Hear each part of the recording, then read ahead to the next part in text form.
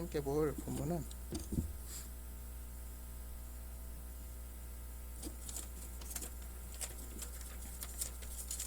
사무엘하 12장 15절로 23절까지의 말씀입니다.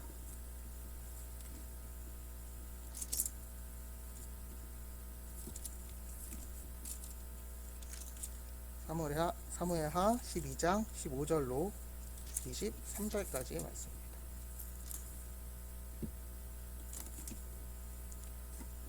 구약성경 480페이지 정도에 있습니다.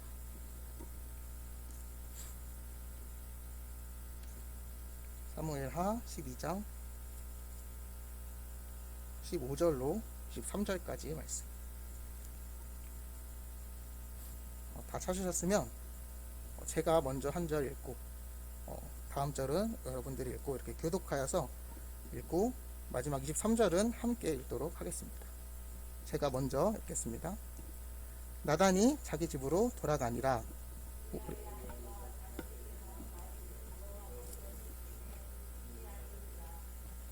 여기까지가 제가 읽는 거였는데 16절을 제가 읽도록 하겠습니다.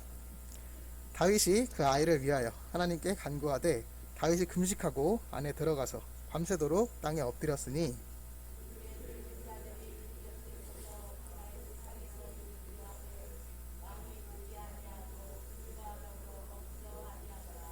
이래 만에 그 아이가 죽으니라.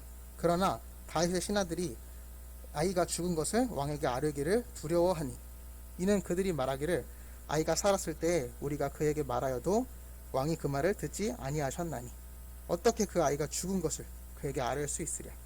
왕이 상심하리시로다 함이라.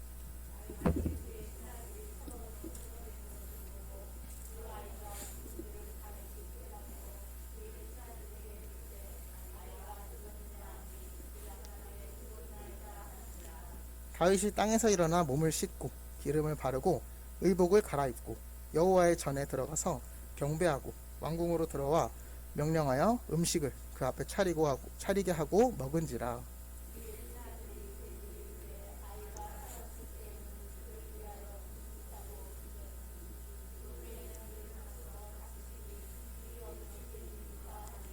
이르되 아이가 살았을 때에 내가 금식하고 온 것은 혹시 여호와께서 나를 불쌍히 여기사 아이를 살려주셨는지 누가 알까 생각함이거니와. 함께 읽겠습니다. 지금은 죽었으니 내가 어찌 금식하랴. 내가 다시 돌아오게 할 수 있느냐. 나는 그에게로 가려니와 그는 내게로 돌아오지 아니하리라 하니라. 아멘. 여러분에게 가장 중요한 사람은 누구입니까? 아마도 저는 없지만 자식이라고 다들 얘기하실 것 같습니다. 부모는 항상 이렇게 자식을 우선적으로 생각하며 자식이 올바르게 자라는 것과 훌륭하게 자라는 것, 이 두 가지를 늘 바라면서 아이를 키울 것입니다. 그러나 이것이 성에 안 찰 때가 더 많을 것 같아요. 그리고 도리어 실수하는 모습을 보이는 것이 자식의 모습일 것입니다. 그렇다면 만약 여러분의 아이가 잘못을 저질렀을 때 여러분은 이를 어떻게 해결하셨습니까? 요즘엔 이런 양육에 대한 굉장히 관심도 많아서 TV 프로그램도 많이 나오고 굉장히 많은 이론도 무수합니다. 근데 저는 크게 이를 두 가지로 정리할 수 있다고 생각합니다. 첫째는 처벌을 통해서 그 피해에 맞는 책임을 지는 법을 가르치는 것입니다. 입힌 피해를 깨닫게 하기 위해서 합당한 처벌로 이를 더 이상 하지 않을 것으로 각인시키는 것입니다.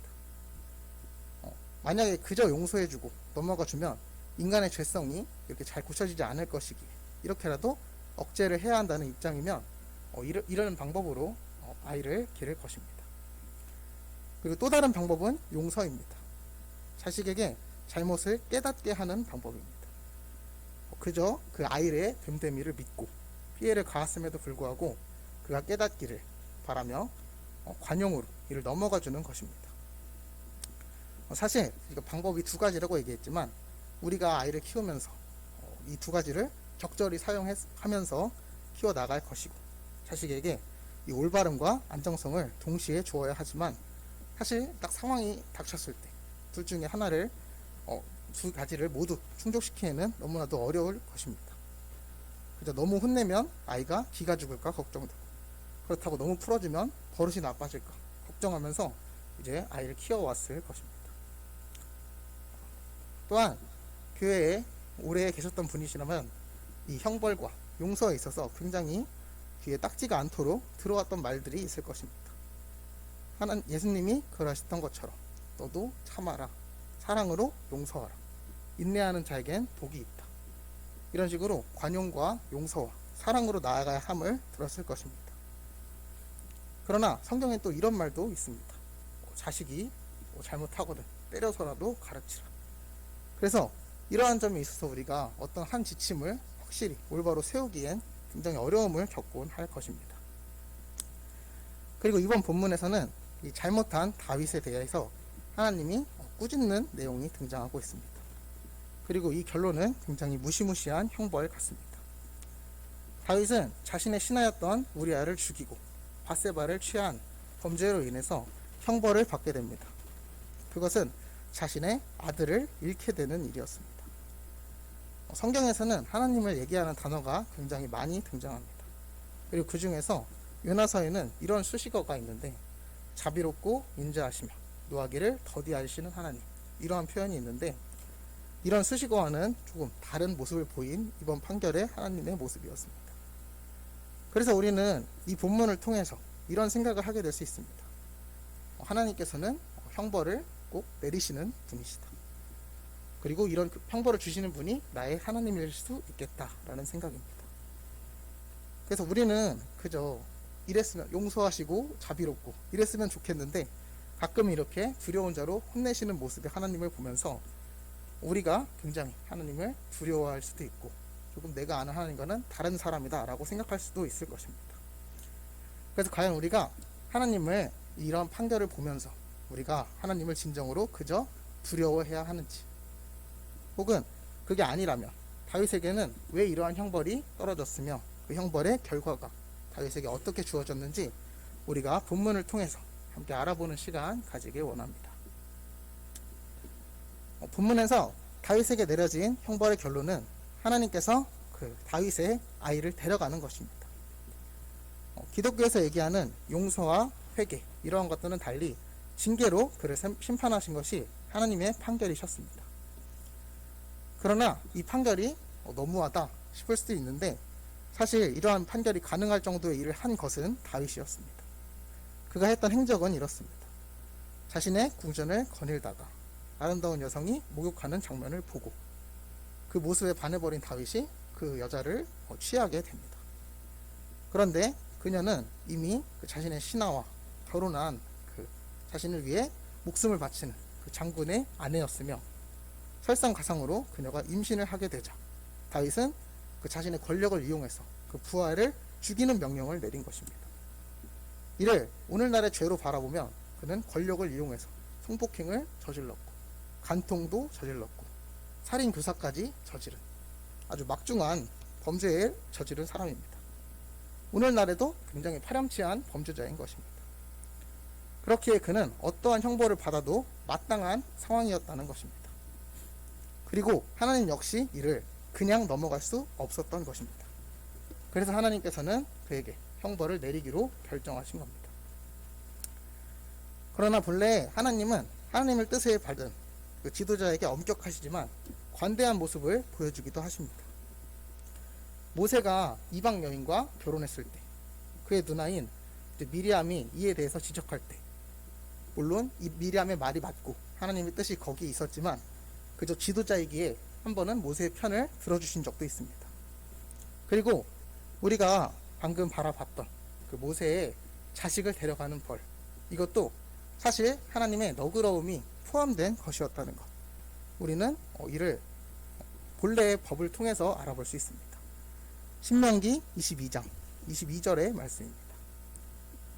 어떤 남자가 유부녀와 동침한 것이 드러나거든 그 동침한 남자와 그 여자를 둘 다 죽여 이스라엘 중에 악을 제할지니라.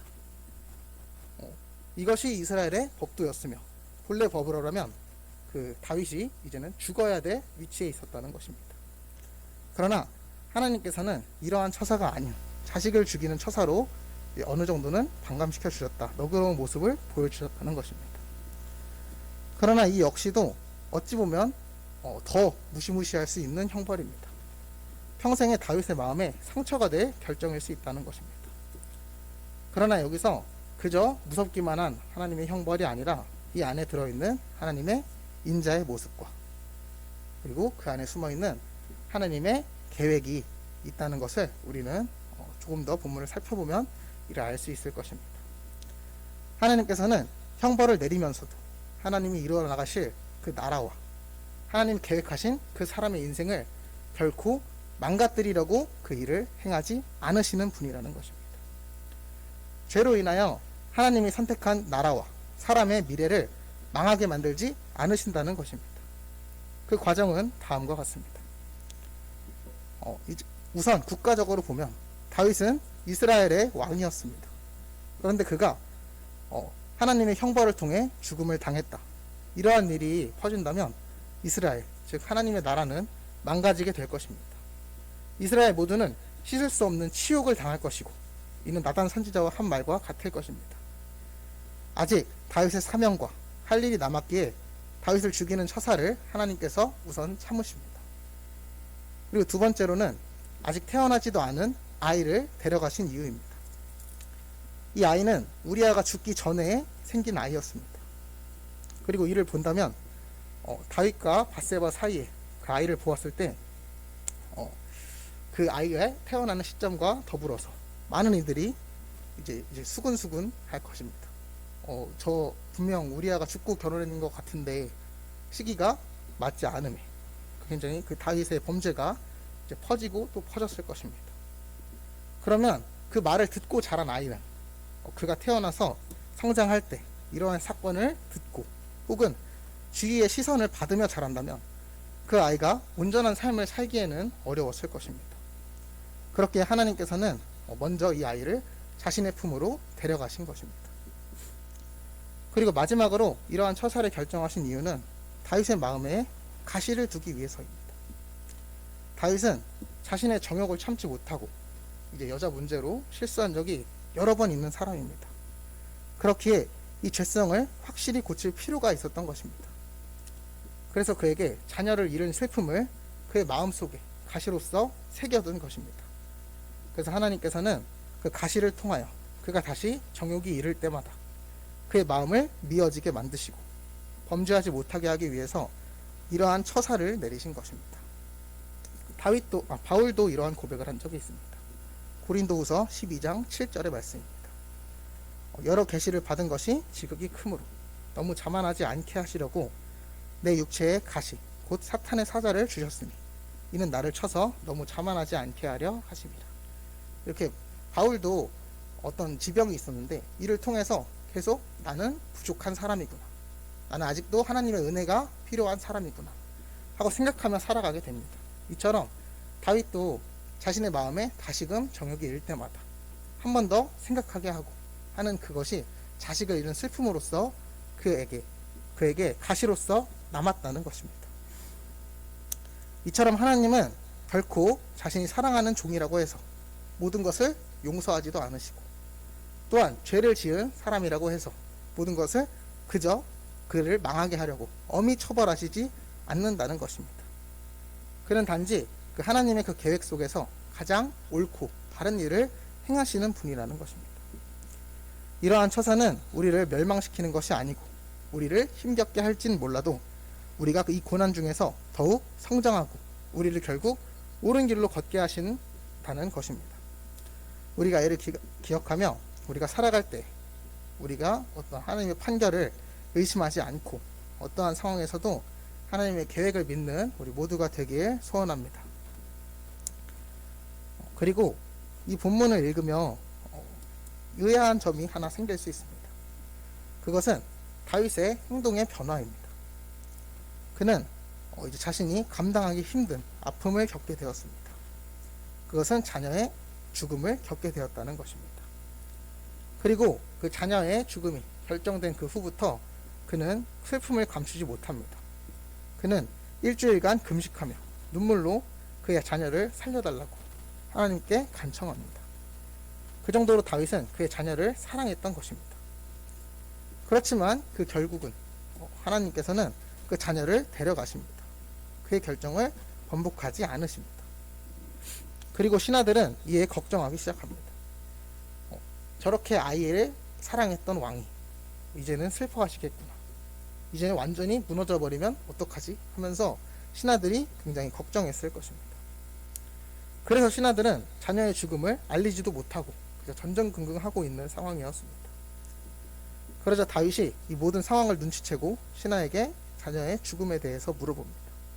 그리고 신하들이 그렇다고 대답하자 다윗은 마치 언제 슬퍼했냐는 듯 자리에서 일어나 자신의 몸에 기름을 바르고, 즉 오늘날로 말하면 씻고 옷을 갈아입으며 하나님께 경배하고 식사를 하기 시작합니다. 이는 굉장히 의아한 행동입니다. 우리가 만약에 자식을 잃어서 장례식장에 가면 밥도 못 먹을 것 같고 뭐 옷도 못 갈아입고 아무것도 못하고 슬퍼만 할 것 같은데, 다윗은 자녀가 죽었다는 말을 듣자마자 일어나서 씻고 경배하고 밥 먹고 하나님께 경배하기 시작합니다. 그래서 이에 의아한 신하들은 다윗에게 어떻게 이럴 수 있냐고 묻습니다. 이에 다윗이 대답합니다. 사무엘하 12장 22절로 23절까지의 말씀입니다. 우리 함께 읽도록 하겠습니다. 시작. 이르되 아이가 살았을 때 내가 금식하고 온 것은 혹시 여호와께서 나를 불쌍히 여기사 아이를 살려 주실는지 누가 알까 생각함이거니와 지금은 죽었으니 내가 어찌 금식하랴. 내가 다시 돌아오게 할 수 있느냐. 나는 그에게로 가려니와 그는 내게로 돌아오지 아니하리라 하니라. 아멘. 이 행동 자체가 우리가 당장 보았을 때는 의아한 장면일 수 있습니다. 자신의 슬픔을, 자녀의 이름 슬픔을 호소하다가 갑자기 극복하는 것. 이러한 사람은 거의 없을 것 같습니다. 어떻게 보면은 본래 자녀를 안 사랑했나?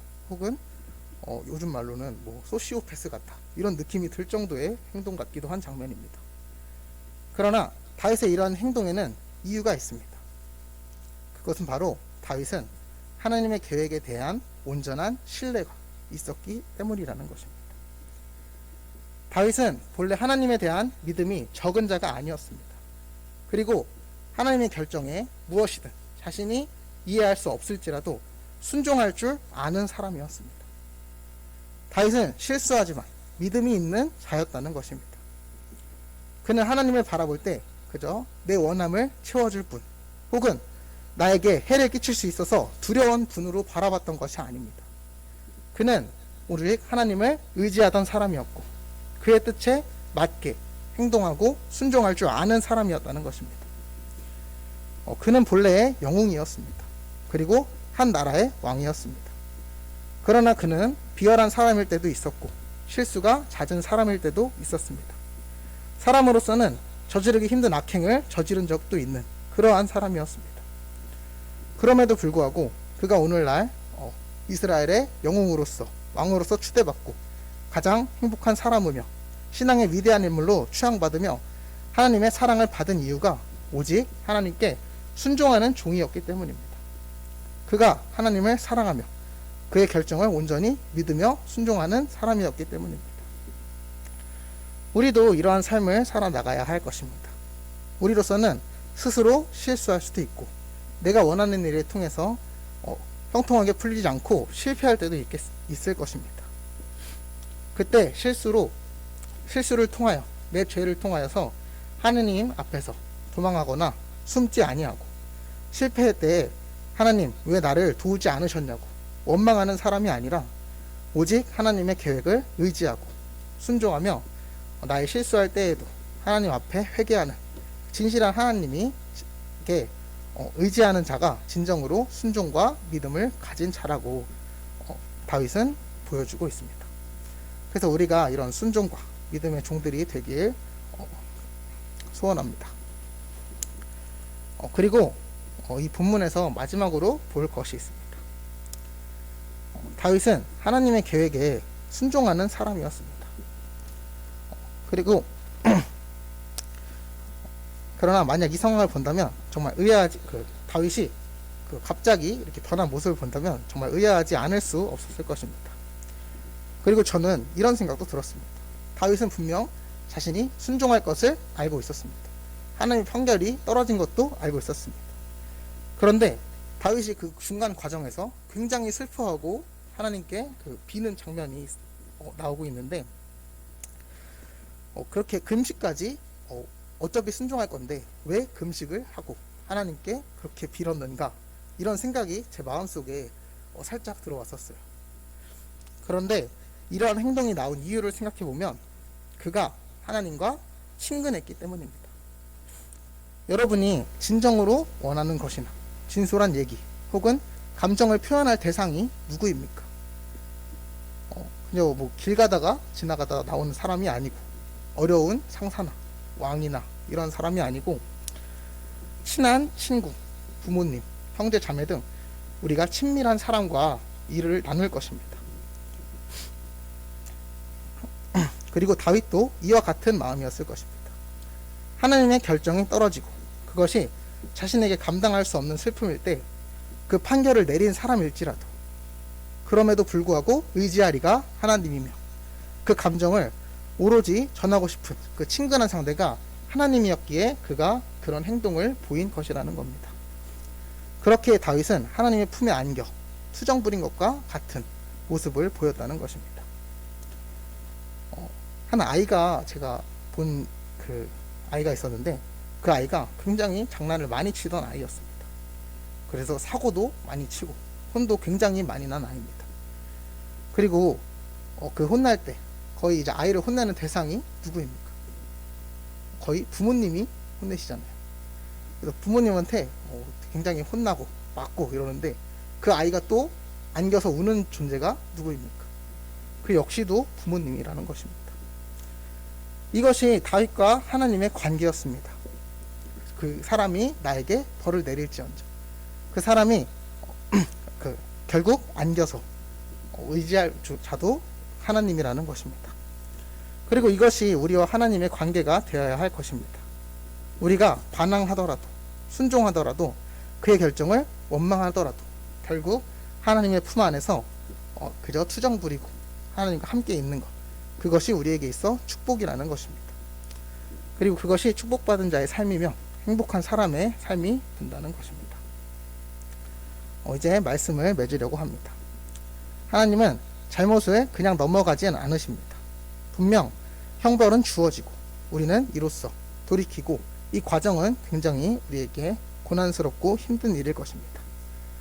그러나 하나님께서는 우리가 어떠한 잘못을 범했어도 우리를 완전히 멸하게 하는 형벌로 빠뜨리시지는 아니하실 것입니다. 하나님께서 주시는 모든 처사는 언제나 의의 길이 될 것이며 하나님께로 가는 선한 길로서 우리에게 주어질 것입니다. 우리가 실수할지라도, 우리가 고통스러울지라도 결국 의의 길로 우리를 돌려놓으시며 나아가게 만드시는 하나님의 계획을 믿고, 하나님 앞에서 어린 아이처럼 오직 주님만을 의지하고 주님의 뜻에 순종하는 우리 성도님들이 되게, 나아가 어떠한 일이 닥칠지라도 하나님께만 다가가 푸념하고 칭얼거리고 안겨있을 수 있는 하나님과 친밀하고 진솔한 사이가 되는 양자의 축복을 누리는 우리 모두가 되게 예수님의 이름으로 축원합니다. 함께 기도하는 시간 가지길 원합니다. 제가 기도하겠습니다. 사랑의 주님, 우리는 실수합니다. 우리는 주님의 마음에 흡족한 종이 되지 못하고 우리의 원함이 너무나도 커서 주님의 뜻을 거스를 때도 있고 우리의 부족함이 온천하에 드러날 때도 있을 것입니다. 이에 있어서 주님께서는 그저 그냥 넘어가지는 않으십니다. 우리를 고난을 통하여, 환난을 통하여 결국에는 고치시고 변화시키시며 하나님이 원하시는 의의 종으로 우리를 변화시켜 나가실 것입니다. 그러나 이 고난은 우리를 결코 망하게 하는 고난이 되지는 않을 것이라는 것, 우리가 쓰러지고 다시는 일어나지 못하게 하는, 우리가 죄의 구렁텅이로 우리를 포기하고 빠뜨리는, 우리가 지옥으로 떨어지는 그런 고난이 되지 않겠다는 것을 우리는 주를 향한 믿음을 통해 알게 되었습니다. 우리가 이를 모두 알고 주께로 나아가는 그 하루하루에 있어서 고난스러울지라도 하나님의 품에 안기어서 이 모든 것을 감내하고 우리가 진정한 의의 종으로 변화시켜 나아가는 진실한 주님의 종이 되기를 주님 원하오니 이를 우리에게 완성하시고 우리를 의의 길로 더욱더 이끌어가 주시옵소서. 간절히 바라며 사랑이신 우리 주 예수 그리스도의 이름으로 기도드립니다. 아멘.